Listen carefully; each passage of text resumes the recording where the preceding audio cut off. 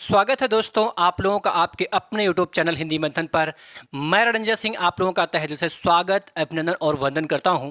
इसके पहले वाली क्लास के अंतर्गत रस की श्रृंखला में हम लोगों ने श्रृंगार रस और हास्य रस को पढ़ लिया है। आज हम लोग दो रसों को तुलनात्मक रूप में पढ़ेंगे, क्योंकि इन दोनों रसों में बहुत ज़्यादा समतुल्यता देखने के लिए मिलती है। हम लोग पहचान नहीं पाते हैं कि वास्तव में कब भक्ति रस हो जाता है और कब शांत रस हो जाता है। तो इन दोनों का हम लोग तुलनात्मक अध्ययन करेंगे। इसके विशेष अंतर को समझते हुए इस व्याख्या को हम आगे बढ़ाते हैं।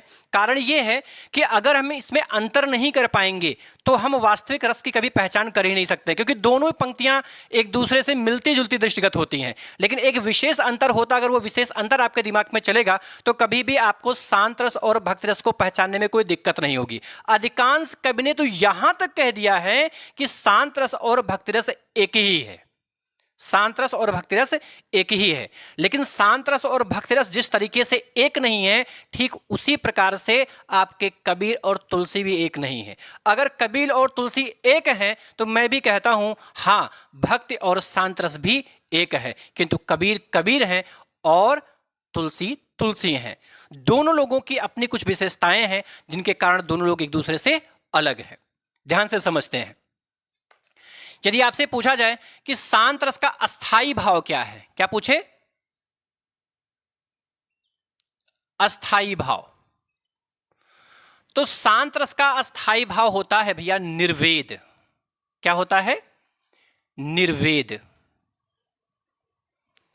निर्वेद के अलावा सम,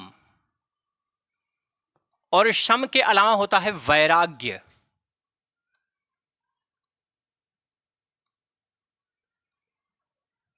वैराग्य जो राग रहित हो, जिसमें सांसारिक नाम की सांसारिकता का कोई भी राग ही ना हो, जो इन चीजों से मुक्त हो एकदम, उसे हम क्या कहते हैं? वैरागी कहते हैं। इसलिए शांत रस में का जो अस्थाई भाव क्या है? वैराग्य है। ठीक है। वहीं अगर हम भक्ति रस के अस्थाई भाव की बात करें, अस्थाई भाव, तो इसका अस्थाई भाव होता है देव विषयक रति। देव विषयक रति, या फिर होता है ईश्वरीय प्रेम। क्या होता है? ईश्वरीय प्रेम। क्या होता भैया? ईश्वरीय प्रेम होता है। क्या होता है? ईश्वरीय प्रेम होता है।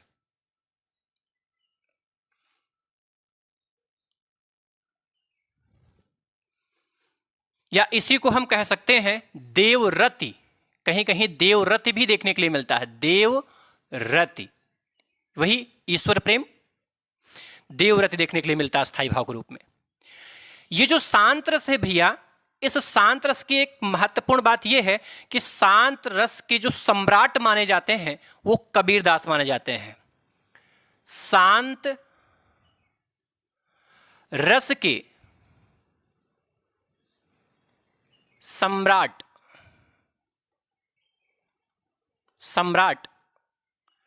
कबीरदास माने जाते हैं। कबीरदास माने जाते हैं।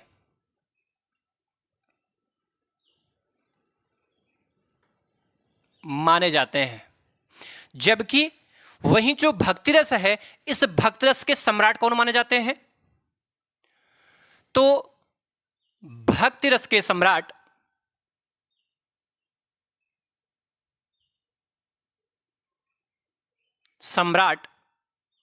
तुलसीदास माने जाते हैं।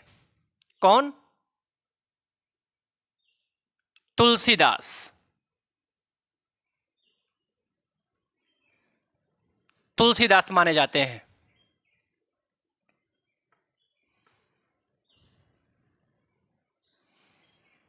माने जाते हैं। इसमें जो विशेष अंतर है वो अंतर समझिएगा। अंतर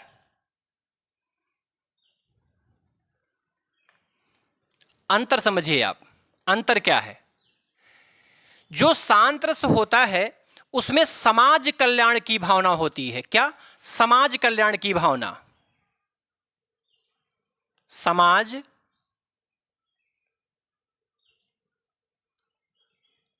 कल्याण की भावना, ठीक है। और इसमें जो शैली देखने के लिए मिलती है, शैली, वो शैली होती है उपदेशात्मक शैली।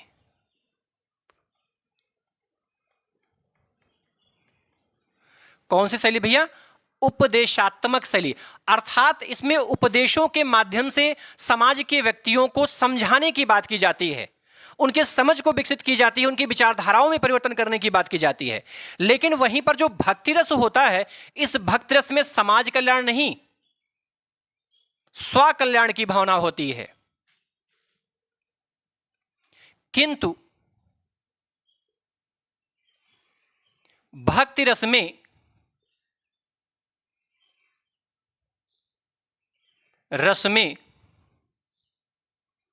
स्व यानी खुद स्व कल्याण की भावना होती है। स्व कल्याण की भावना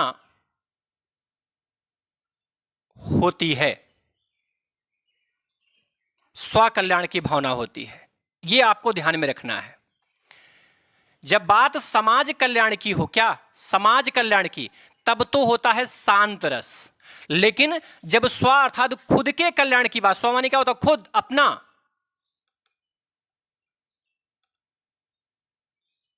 जब खुद के कल्याण की बात हो, अपने कल्याण की बात हो, तब वहां पर कौन सा रस होता भैया? भक्ति रस होता है। बात समझ में आई? जैसे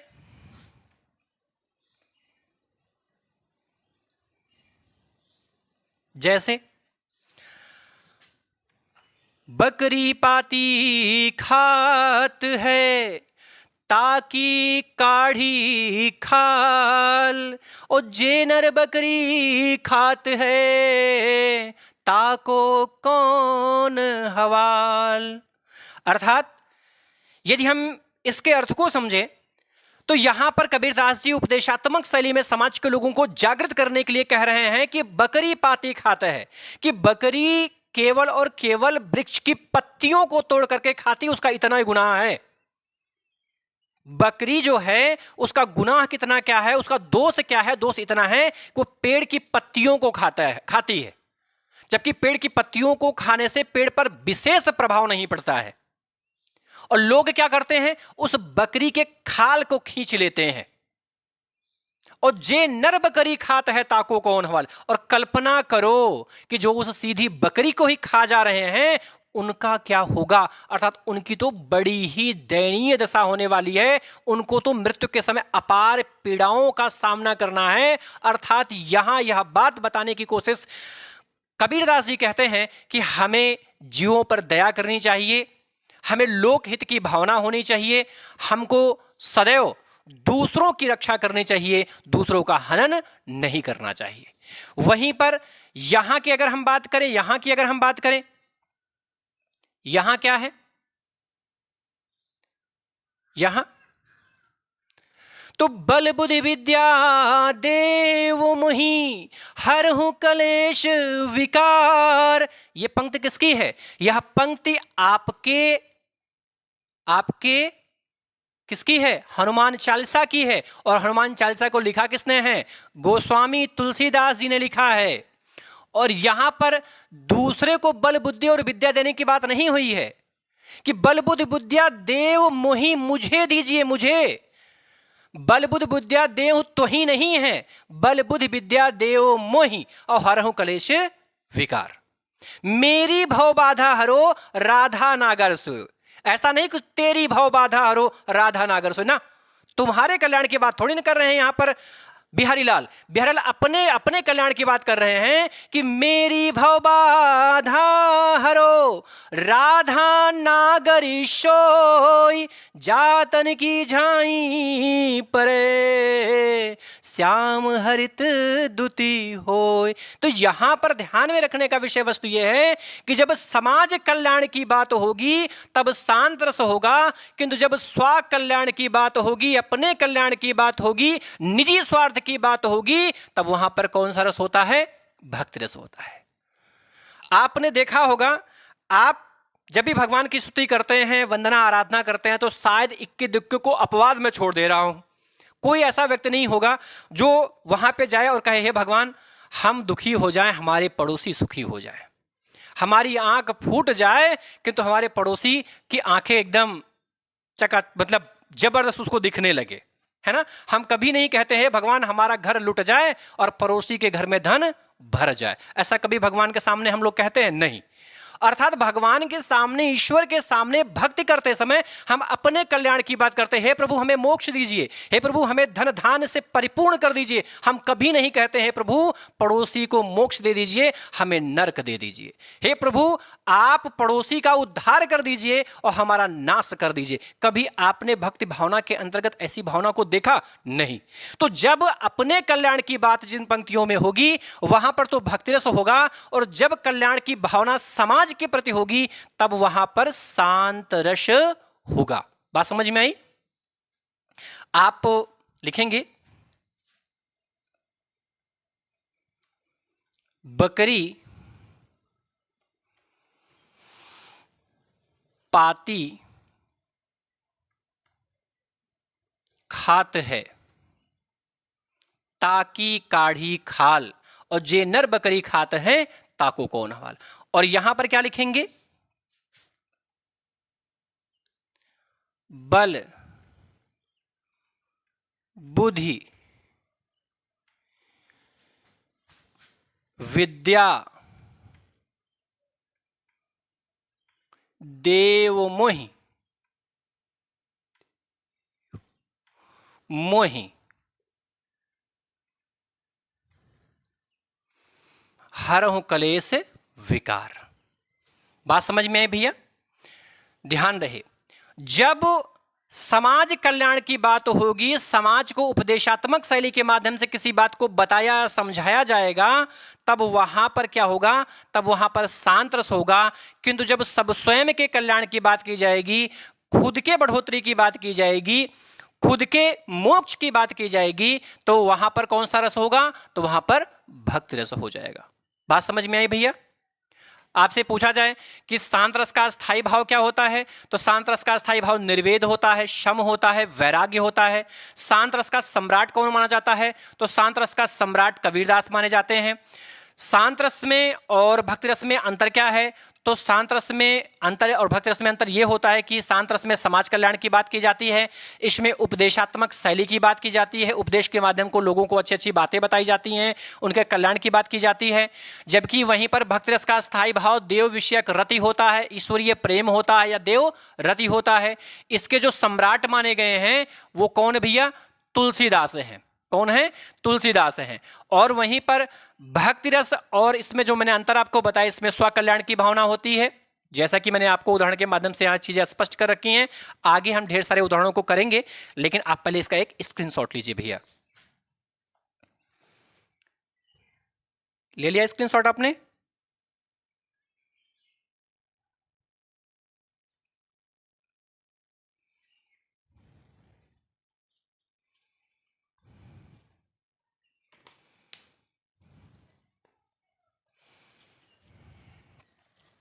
चलिए,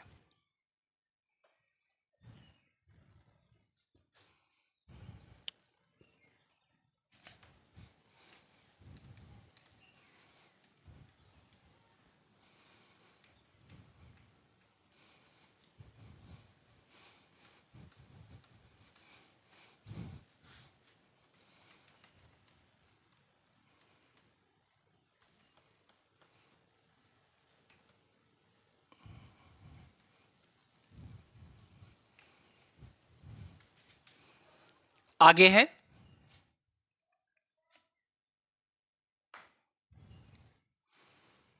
इसमें ऐसी बानी बोलिए, ऐसी बानी बोलिए, मन का आपा खोए, आपा खोए। औरन को शीतल करें,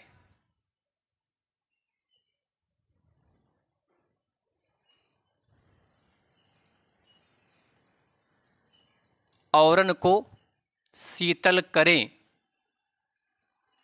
आप हूँ शीतल हुए, आप हूँ शीतल हुए, आप हूँ शीतल हुए। अब यहां पर एक महत्वपूर्ण बात समझने का यह है भैया कि ये आप पंक्ति पढ़ के आपको एक बात तो समझ में आनी चाहिए, क्या यहां पर स्वयं के कल्याण की बात हो रही है? नहीं, यहां कहा क्या जा रहा है कि ऐसी बानी बोलिए मन का आपा खोए और औरन को शीतल करें आप हो शीतल हुए।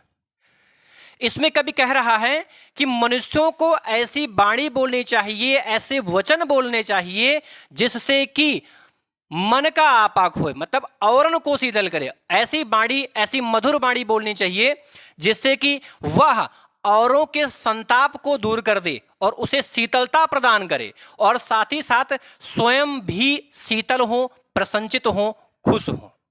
अर्थात मनुष्यों को कभी भी कटु वचन नहीं बोलने चाहिए, ऐसे वचन नहीं बोलने चाहिए जिसे सुन करके अगले वाले का मन आहत हो जाए, दुखित हो जाए, परेशान हो जाए। तो ये यहां पर उपदेशात्मक शैली में बात की जा रही है कि हर एक व्यक्ति को दूसरों के साथ ऐसे मधुर वचनों का प्रयोग करना चाहिए जिससे कि आपकी वाणी को सुन करके अगला व्यक्ति भी खुश हो जाए और उसकी प्रतिक्रियाओं से, उसके व्यवहार से आपका मन भी प्रसन्नचित हो जाए। तो यहां पर भी उपदेशात्मक शैली का प्रयोग किया गया है। कैसे शैली भैया? उपदेशात्मक शैली का प्रयोग किया गया है। पोथी पढ़ पढ़ जग मुआ, पोथी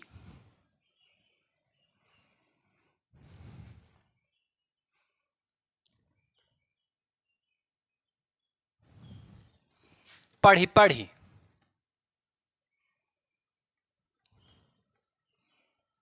पढ़ी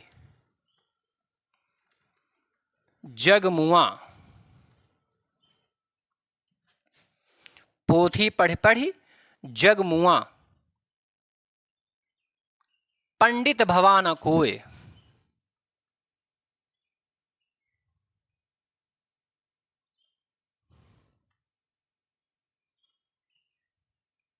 पंडित भवा न कोय, कोय। ढाई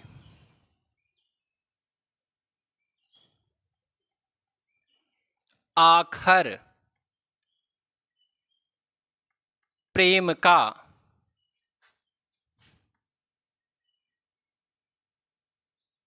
पढ़े सो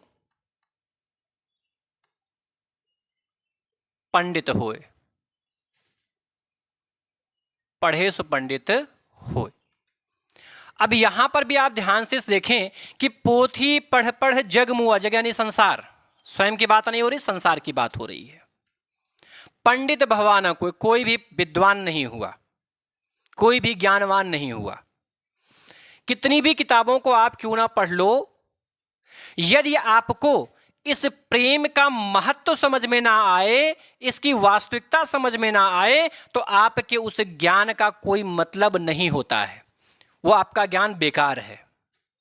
वही बात कही जा रही है कि पोथी पढ़ पढ़ जग मुआ और पंडित भवाना कोई, अर्थात इन किताबों को पढ़ पढ़ के संसार के अनेकों लोग मर गए, ठीक है, पंडित भवाना कोई, किंतु कोई भी व्यक्ति ज्ञानवान नहीं हुआ। ढाई आखर प्रेम का पढ़े सो पंडित हुए, और जिसने इस ढाई आखर माने होता अक्षर, आखर माने क्या होता भैया? अक्षर। और जिसने इस ढाई अक्षर, देखिए इसमें रा क्या है, प्रेम की स्थिति देखिए, प्रेम की स्थिति देखिए भैया, इसमें आपको दिख रहा पा पूरा, देखिए क्या है, पा आधा है रा पूरा है, उस पर एक ही मात्रा है और माँ का योग है। तो ये एक अक्षर हो गया, ये दो अक्षर हो गया, और ये क्या हो गया, आधा अक्षर हो गया। ठीक है, आधा। और ये एक और ये एक, तो एक एक दो और ढाई, अर्थात प्रेम क्या है, ढाई अक्षर का है। तो वही कहा जा रहा है कि ढाई आखर प्रेम का पढ़े सो पंडित हुए, अर्थात इस समाज के व्यक्ति ने, जिसने इस प्रेम के अनमोल रहस्य को समझ लिया, वो व्यक्ति क्या हो गया, पंडित हो गया। अर्थात हे समाज के लोगों, हे विद्वज्जन, आप इस प्रेम के रहस्य को समझें और लोगों के साथ प्रेम पूर्वक व्यवहार करें, जिससे कि आपका भी कल्याण हो और समाज का भी कल्याण हो। ठीक है, बात समझ में आ रही भैया? यहां पर भी शांत रस है। पाहन पूजय हरि मिले, अगला क्या भैया, पाहन पूजय हरि मिले तो मैं पूजूं पहाड़। पाहन पूजय हरि मिले, मिले तो मैं पूजूं पहाड़, तो मैं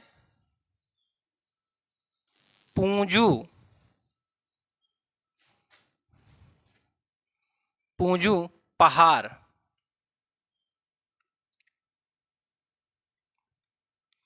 पाहन पूजय हरि मिले तो मैं पूजूं पहाड़, और ताते तो चाकी भली, ताते तो चाकी भली, भली पी सिखाए संसार।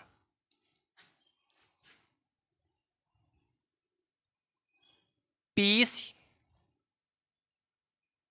खाई संसार। बात समझ में आई भैया? यहां पर भी आप देख पा रहे होंगे कि यहां पर कहा क्या जा रहा है कि पाहन पूजे, भी उपदेशात्मक शैली का प्रयोग करते हुए कबीरदास जी कहते हैं कि पाहन माने क्या होता है, पत्थर।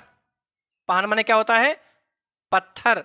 कि पाहन पूजे हरि मिले, हे मनुष्यों, यदि पत्थर की पूजा करने से ईश्वर की प्राप्ति हो जाती तो मैं पूजूं पहाड़, तब मैं पत्थर की पूजा नहीं, पहाड़ की पूजा करना पसंद करूंगा, जिससे ईश्वर तुरंत प्रसन्नचित होकर के हम पर अपनी दया दृष्टि बना दे। अरे भाई, छोटे छोटे पत्थरों की पूजा करने से अगर ईश्वर की प्राप्ति हो जाए, अरे तो भैया पहाड़ की पूजा करेंगे तो तुरंत ही भगवान प्रसन्न हो जाएंगे, तुरंत भगवान आपको दर्शन दे देंगे। किंतु ऐसा नहीं है। उन्होंने कहा कि मैं इस पत्थर से कहीं ज्यादा श्रेष्ठ कर इस चकिया को मानता हूं। क्यों? कि ताते तो उससे भली, ताते तो चाकी भली पी सिखाए संसार। क्योंकि उस पत्थर से कभी भी आटे को नहीं पीस सकते, मतलब गेहूं को नहीं पीस सकते हैं, और ये जो चकिया है, चकिया उससे ज्यादा श्रेष्ठ कर है, क्योंकि चकिया से उस हम गेहूं को पीसते हैं और उससे बना हुए आटे को रोटी बनाकर खाने से हमारे पेट की क्षुधा शांत हो जाती है। इसलिए इस पत्थर से कहीं ज्यादा श्रेष्ठ कर ये चकिया है। अर्थात समाज के लोगों को उन्होंने समझाया कि बाह्य आडंबर का त्याग करो, ईश्वर मन में ही है, दूसरों के प्रति सम्मान का भाव रखें, लोगों के प्रति प्रेम का भाव रखें, लोगों के प्रति सहानुभूति का भाव रखें। ठीक है, बड़े बड़े पत्थरों को और मंदिरों को पूजा करने से कोई भी लाभ नहीं मिलता है। ठीक है, तो यहां पर भी उपदेशात्मक शैली का प्रयोग हुआ है। इन तीनों उदाहरणों में कौन सा रस है भैया? तो शांत रस है। कौन सा रस है? शांत रस है। बहुत सारे उदाहरण हैं। जो रहीम उत्तम प्रकृत का करी शकत कुसंग, चंदन विष व्यापत नहीं लिपटे रहत भुजंग।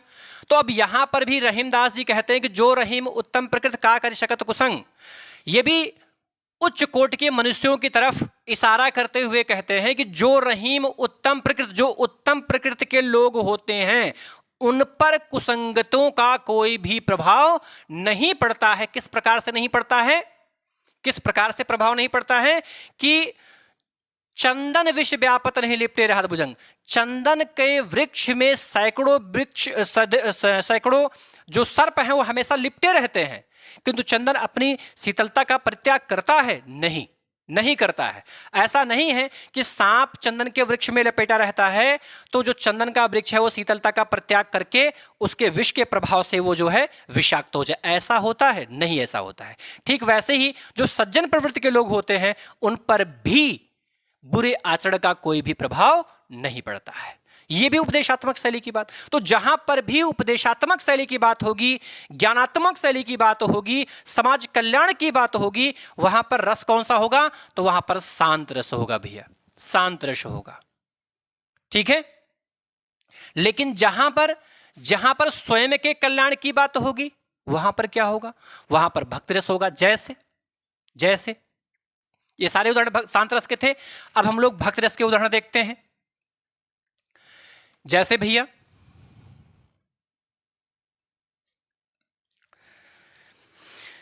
बड़ा प्रसिद्ध उदाहरण है,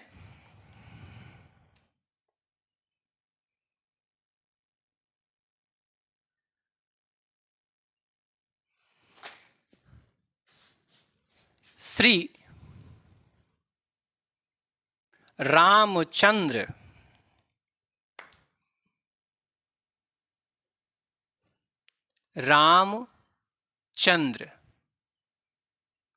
कृपालु भजमन, श्री रामचंद्र कृपाल भजमन, हरण भय भव दारुणम,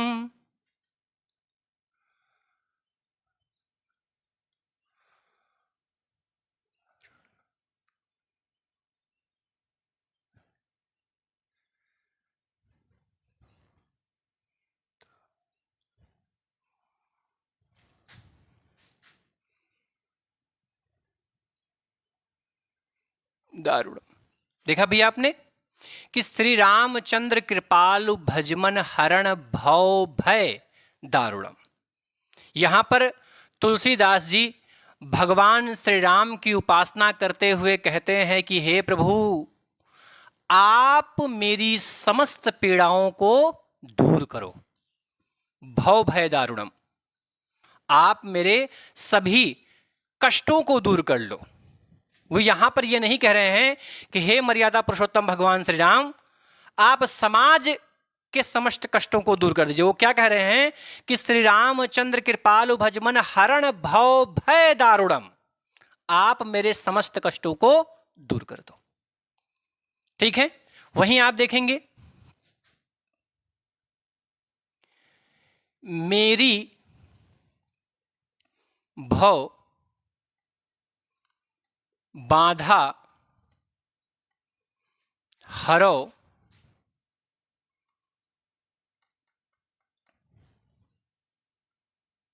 राधा नागरी सोई। अब यहां पर बिहारी लाल जी कहते हैं कि मेरी भव बाधा हरो राधा नागरी सोई। हे चतुर राधा, तुम मेरी समस्त बाधाओं को दूर कर दो, मेरी समस्त बाधाओं को दूर कर दो। तो यहां पर कौन सा रस हो जाएगा? भक्ति रस हो जाएगा। अगला है अब कहीं राख लेऊ भगवान।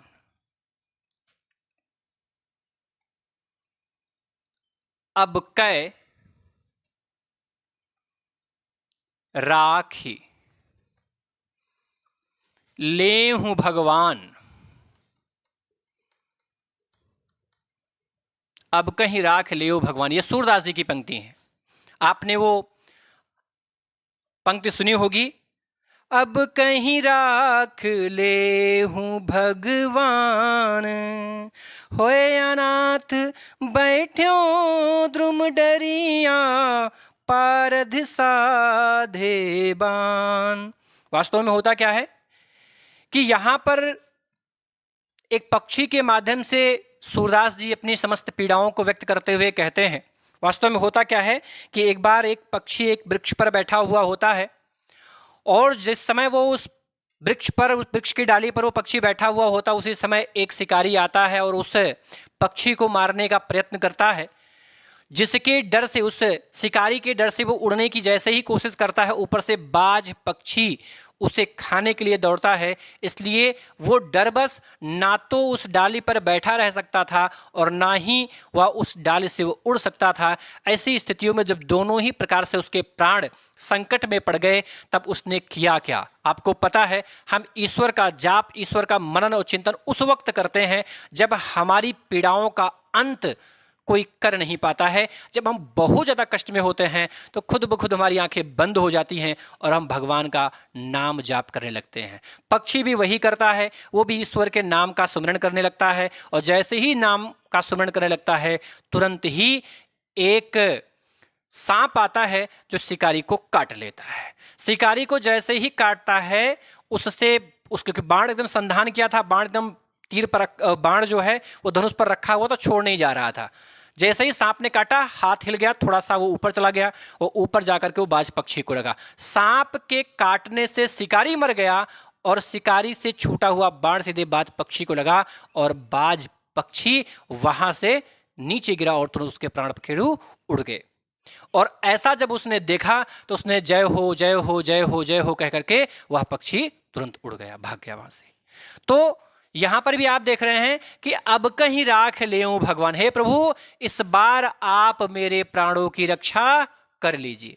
ऐसा नहीं कह रहा है अब कहीं राख ले तो ही भगवान, ना, दूसरे के प्राणों की रक्षा की बात नहीं कर रहा, खुद के प्राणों की रक्षा की बात कर रहा है। इसलिए यहां पर भी कौन सा हो जाएगा? भक्ति रस हो जाएगा। बात समझ में आई भैया? कौन सा रस हो जाएगा? भक्ति रस हो जाएगा।